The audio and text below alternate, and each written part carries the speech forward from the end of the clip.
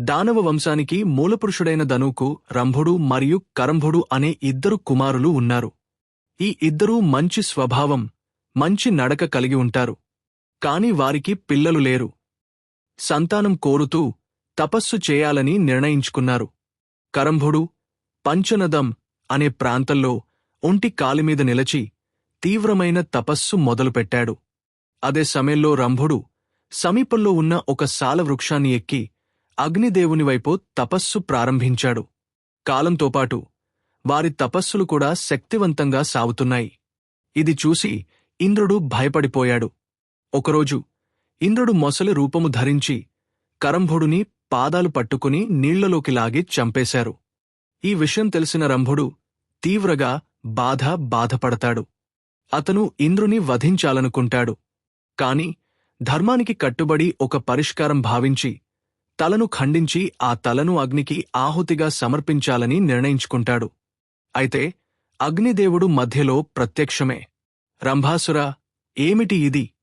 నీ తమ్ముడు ముతుడే అయినా ఈ విధంగా తల విడిచి సమర్పించటం కరెక్ట్ కాదు అని చెప్పారు. రంభుడు సమాధానమిచ్చాడు. నా తమ్ముడు అమరుడు కాడని నాకు తెలుసు. సంతానం కోసమే కాని ఇంద్రపదవిని ఆశించి మేమీ తపస్సు చేయలేదు. ఈ సత్యం తెలిసి కూడా ఇంద్రుడు నిష్కారణంగా నా తమ్ముని చంపి మా దానవజాతికి తీరని మహాపరాధం చేశాడు. అందుకు ప్రతీకారంగా సర్వప్రాణిగణాలకు అజేయుడు, కామరూపుడు, మహాపరాక్రమవంతుడు, సకలలోకవందితుడు, త్రిలోక విజేత అయిన పుత్రుని నాకు వరంగా అనుగ్రహించు అని కోరుకున్నాడు. అగ్నిదేవుడు రంభుడు మనసులో ఉన్న భావాన్ని తెలుసుకుని ఒక ఉపాయం చెప్పాడు. రంభాసురా, నీ మనసు ఏ స్త్రీ మీద కామముతో నిండి ఉందో నీవు కోరుకునే కొడుకును కంటాడు అని చెప్పి అగ్నిదేవుడు అదృశ్యమయ్యాడు. రంభాసురుడు తన ఇంటికి తిరిగి వస్తూ మార్గమధ్యంలో ఒక యక్షుని విహారభూమిలో ఒక మనోహరమైన మహిషి గేదెను చూస్తాడు. ఆ గేదెని చూసి అతని మనసు కదిలిపోతుంది. అతను ఆ మహిషితో సంగమించాడు.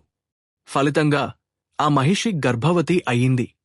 రంభుడు ఆనందంతో ఆ మహిషిని రాజమహిషిగా తీసుకుని దానిని రక్షించేందుకు దున్నపోతుల్ని వాసకులుగా లేకుండా కాపాడాడు.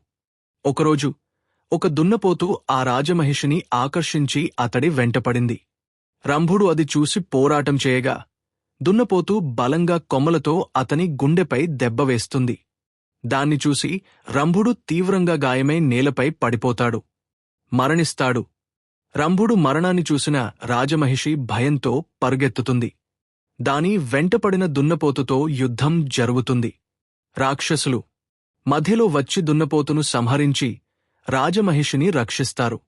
అనంతరం యక్షులు ఆ రాజమహిషాన్ని ఓదార్చి రంభాసురుని మృతదేహాన్ని చితిపైకి చేర్చి నిప్పుపెట్టారు. తన ప్రాణనాథుని పార్థవదేహం అగ్నిజ్వాలలకు ఆహుతి అయిపోతుంటే చూసి తట్టుకోలేక ఆ రాజమహిషి పరుగున వచ్చి రగులుతున్న చితిలో దూకి సహగమనం చేసింది. యక్షులు ఆశ్చర్యంతో చూస్తుండగా ఆ చితిమంటల నుంచి మహిషాసురుడు ఆవిర్భవించాడు. మహిషాసురుడు తన తండ్రి ద్వారా సంక్రమించిన పాతాళరాజ్యానికి పట్టాభిషిక్తుడయ్యాడు. మరణించిన రంభాసురుడు పుత్రవ్యామోహంతో మరొక దేహాన్ని ధరించి రక్తబీజుడు అనే పేరుతో మహిషాసురుని ఆంతరంగిక అనుచరుడయ్యాడు. ఇలాంటి మరిన్ని చారిత్రక కథలు తెలుసుకోవడానికి ఛానల్ ఇప్పుడే సబ్స్క్రైబ్ చేసుకోండి.